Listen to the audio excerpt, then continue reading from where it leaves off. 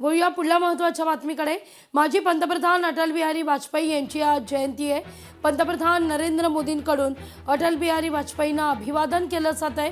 ही थेट दृश्य आपण या क्षणी पाहतोय। नवी दिल्लीतली 25 डिसेंबर 1924 ला मध्य प्रदेशच्या ग्वाल्हेरमध्ये अटल बिहारी वाजपेयींचा जन्म झाला।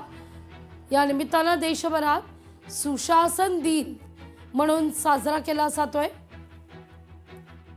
महान राजक आणि कवी आणि उत्कृष्ट वक्ते असं ज्यांचं वर्णन केलं जातं ते अटल बिहारी वाजपेयी, ज्यांनी देशासाठी अर्थातच महत्त्वाचं योगदान तर दिलंच, पण 3 वेळा भारताचं पंतप्रधान पदही भूषवलं।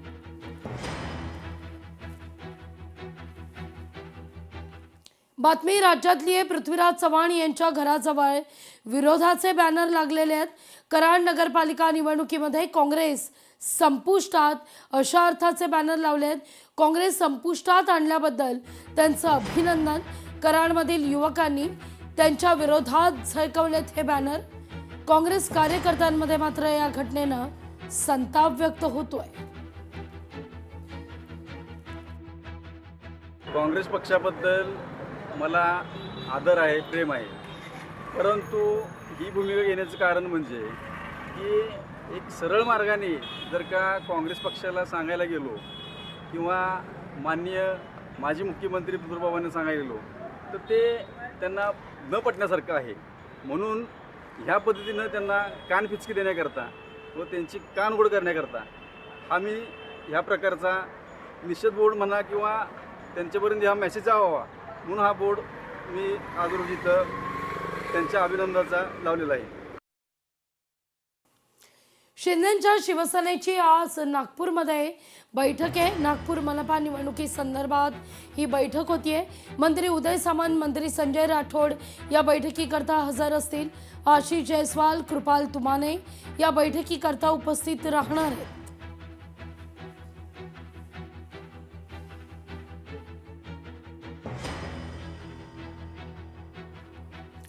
बीकेसीतल्या बुलेट ट्रेन स्थानकाचं काम थांबवा, काम तात्काळ थांबवण्याची प्रकल्पाला नोटीस आहे। पालिकेकडून 4 प्रकल्पांना काम थांबवण्याची नोटीस आहे। मुंबईतील हवेची गुणवत्ता ही ढासळल्या प्रकरणी ताशेरे देखील ओढले जात आहेत। मुंबई अहमदाबाद बुलेट ट्रेन प्रकल्पानं प्रदूषणाच्या नियमांचं पालन न केल्यानं काम थांबवण्याकरता नोटीस आहे।